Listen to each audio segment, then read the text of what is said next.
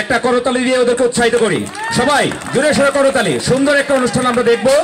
আমরা আরো মনোমুগ্ধকর পরিবেশনা আমরা আমাদের ইউনাইটেড 96 সিলেট ডিভিশনের পক্ষ থেকে আমরা আপনাদেরকে উপহার দেওয়ার চেষ্টা করছি।